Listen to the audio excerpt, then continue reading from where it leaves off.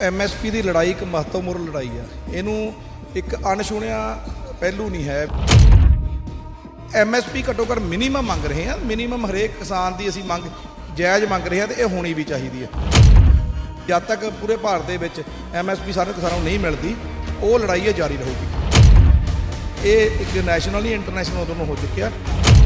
ਡਾਂ ਅੰਦੋਲਨ ਸੀ ਤਾਂ ਵੱਡੀਆਂ ਪ੍ਰਾਪਤੀਆਂ ਵੀ ਕੀਤੀਆਂ ਨੇ। ਸਤਿ ਸ਼੍ਰੀ ਅਕਾਲ, ਔਨ-에ਅਰ ਦੇਖ ਰਹੇ ਹੋ ਤੁਸੀਂ ਤੇ ਮੈਂ ਹਾਂ ਰਮਨ ਤੂਰ।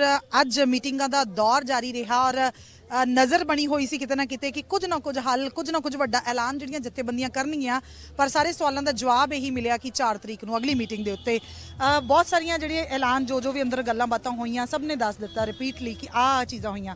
ਤੁਹਾਡੇ ਤੋਂ ਮੈਂ ਇਹੀ ਸਵਾਲ ਪੁੱਛਣਾ ਚਾਹੁੰਦੀ ਹਾਂ ਕਿ MSP ਦਾ ਮੁੱਦਾ ਜਿਹੜਾ ਕਿਤੇ ਨਾ ਕਿਤੇ ਕਹਿ ਸਕਦੇ ਹਾਲ ਦੀ ਘੜੀ ਅੜ ਗਿਆ, ਇਹਦੇ ਉੱਤੇ ਇੰਤਜ਼ਾਰ ਕਰਕੇ ਬੈਠ ਕੇ ਇੱਥੇ ਇੰਤਜ਼ਾਰ ਕਰਨਾ ਹੋਊਗਾ ਜਾਂ ਕਮੇਟੀ ਜਿਹੜੀ ਬਣ ਗਈ ਉਹਦੇ ਨਾਲ ਸੰਤੁਸ਼ਟੀ ਹੈ? ਜੇ ਕਮੇਟੀ ਦੇ ਵਿੱਚ ਬੰਦੇ ਕਿਹੜੇ ਹੋਣੇ ਚਾਹੀਦੇ ਆ ਉਹਦੇ ਤੇ ਸੰਤੁਸ਼ਟੀ ਹੋ ਕੇ ਅਸੀਂ ਜਾਵਾਂਗੇ। ਦੇਖੋ, ਕਮੇਟੀ ਜਿਹੜੀ ਐਲਾਨ ਕੀਤੀ ਆ ਉਹ ਬਣ ਗਈ ਆ। ਜੇ ਇੱਕ ਕਾਨੂੰਨ ਬਣਨਾ ਉਹਦਾ ਵਕਤ ਤਾਂ ਲੱਗਦਾ ਹੀ ਹੈ, ਮੇਰੀ ਆਪ ਦੀ ਸਮਝ ਆ। ਬਾਕੀ ਫੈਸਲੇ ਬੱਤੀ ਜਥੇਬੰਦੀਆਂ ਦੇ ਤੇ SKM ਦੇ ਹੁੰਦੇ ਨੇ, ਉਹੀ ਅਸੀਂ ਹਮੇਸ਼ਾ ਮੰਨਦੇ ਆ। ਤੇ ਉਹਦੇ ਵਾਸਤੇ ਜੇ ਕਮੇਟੀ ਬਣਦੀ ਵੀ ਆ, ਜੇ ਆਪਾਂ ਉਧਰ ਜਾਂਦੇ ਆ ਵੀ ਕਮੇਟੀ ਬਣਾਉਣ ਵਾਲੇ ਪਾਸੇ, ਤਾਂ ਉਹਦੀ ਫਾਰਮ ਕੀ ਹੋਊਗੀ, ਕਿੰਨੇ ਦੇਰ 'ਚ ਹੋਊਗੀ? ਕਿਉਂਕਿ ਲੋਕਾਂ ਦਾ ਇਸ ਅੰਦੋਲਨ ਵੱਲ ਪੂਰਾ ਧਿਆਨ ਆ। ਹਰ ਵਰਲਡ ਦੇ ਵਿੱਚ ਜਿੱਥੇ ਵੀ ਪੰਜਾਬੀ ਬੈਠਾ ਹੋ, ਇਸ MSP ਸਾਡੀ ਇੰਪੋਰਟੈਂਟ ਇੱਕ ਮੁੱਦਾ ਸੀ ਤੇ ਇਹ ਕਦੋਂ ਪੂਰਾ ਹੁੰਦਾ?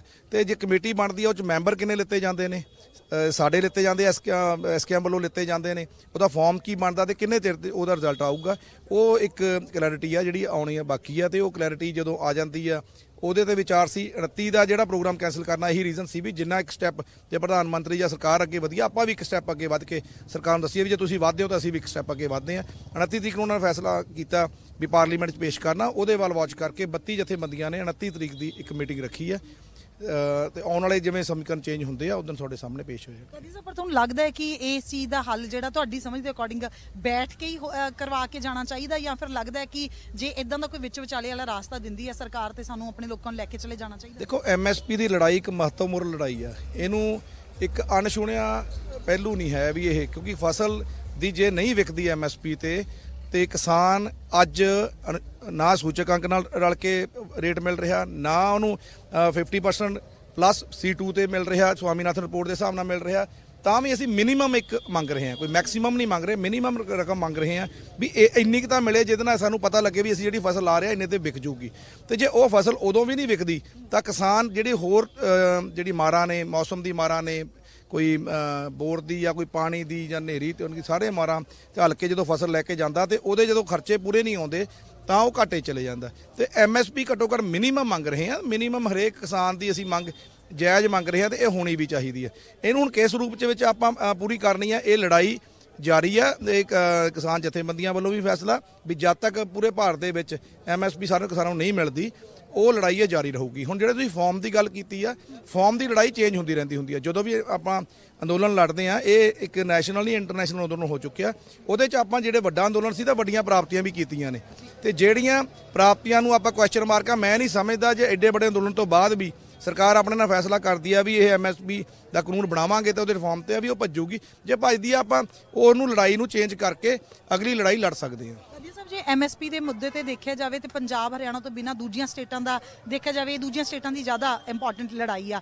ਪਰ ਇਹਦੇ ਵਿੱਚ ਕੀ ਲੱਗਦਾ ਕਿ ਦੂਜੀਆਂ ਸਟੇਟਾਂ ਨੇ ਸਾਡਾ ਸਾਥ ਦਿੱਤਾ ਇਸ ਲਈ ਉਹਨਾਂ ਦੇ ਨਾਲ ਖੜਨਾ ਜ਼ਰੂਰੀ ਆ, ਜਾਂ ਫਿਰ ਵਿੱਚ ਇਹ ਵੀ ਗੱਲ ਆਈ ਸੀਗੀ ਕਿ ਦੂਜੀਆਂ ਸਟੇਟਾਂ ਪਹਿਲ ਕਰਨ ਨੂੰ ਲੜਾਈ ਲੜਨ, ਅਸੀਂ ਉਹਨਾਂ ਦਾ ਸਾਥ ਦੇਵਾਂਗੇ? ਇਹ ਅਗਵਾਈ ਕਰਨ ਦਾ ਸਾਡਾ ਆਪੂ ਲਿਆ ਹੋਇਆ ਫੈਸਲਾ ਜਾਂ ਦੂਜੀਆਂ ਸਟੇਟਸ ਨੇ ਕਿਹਾ ਤੁਹਾਨੂੰ ਕਿ ਤੁਸੀਂ ਇਸ ਚੀਜ਼ ਦੀ ਵੀ ਅਗਵਾਈ ਕਰੋ, ਤੁਹਾਡੇ ਨਾਲ ਖੜਾਂਗੇ? ਦੇਖੋ, 3 ਕਾਨੂੰਨਾਂ ਦੀ ਅਗਵਾਈ ਆਪਾਂ ਪੰਜਾਬ ਤੋਂ ਕੀਤੀ ਸੀ, 32 ਜਥੇਬੰਦੀਆਂ ਨੇ ਕੀਤੀ ਸੀ। ਆਪਾਂ ਲੈ ਕੇ ਆਏ, ਜਿੱਤ ਪ੍ਰਾਪਤ ਹੋਈ ਆ। ਉਸ ਅਗਵਾਈ ਤੋਂ ਬਾਅਦ ਅੱਜ ਤੱਕ ਅਗਵਾਈ ਪੰਜਾਬ ਦੀ ਜਥੇਬੰਦੀਆਂ ਹੀ ਕਰ ਰਹੀਆਂ ਨੇ ਤੇ ਉਹ ਅਗਵਾਈ ਮੰਨੀ ਵੀ ਗਈ ਆ। ਤੇ ਜਿੱਦਾਂ ਦੇ ਫੈਸਲੇ ਆਪਾਂ ਲੈ ਕੇ ਆਏ ਆ, ਇਹ ਵੀ ਵਰਲਡ ਦੇ ਵਿੱਚ ਪਹਿਲੀ ਵਾਰ ਤੇ ਜਦ ਆਪਣੇ ਇੰਡੀਆ ਦੇ ਵਿੱਚ ਪਹਿਲੀ ਵਾਰ ਹੋਇਆ ਵੀ ਜਿਹੜੇ ਪ੍ਰਧਾਨ ਮੰਤਰੀ ਵਾਪਸ ਨਹੀਂ ਰਹਿੰਦਾ, ਉਹ ਆਪਾਂ ਕਾਨੂੰਨ ਵਾਪਸ ਕਰਾਏ ਆ।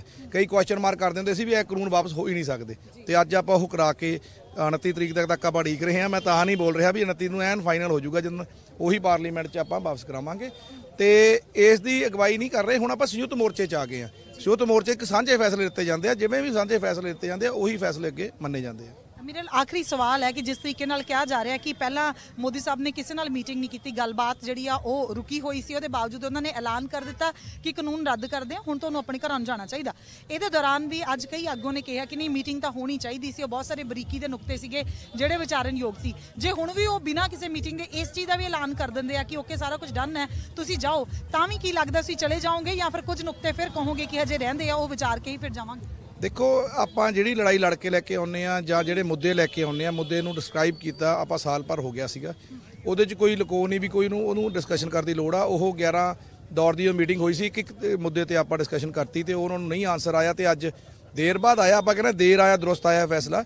ਤੇ ਇਹ ਜੇ ਫੈਸਲੇ ਮਤਲਬ ਜੇ ਆਏ ਨੇ ਤਾਂ ਅੱਗੇ ਜੇ ਸਾਡੀਆਂ ਮੰਗਾਂ ਪੂਰੀਆਂ ਹੋ ਜਾਂਦੀਆਂ, ਮੈਂ ਨਹੀਂ ਸਮਝਦਾ ਵੀ ਇਹ ਮੀਟਿੰਗ ਕਰਨੀ ਆ ਜਾਂ ਨਹੀਂ ਕਰਨੀ। ਇਹਦੇ ਵਿੱਚ ਫੈਸਲਾ 32 ਜਥੇਬੰਦੀਆਂ ਲੈਣਗੇ ਜਾਂ ਐਸਕੇਐਮ ਲਊਗੀ।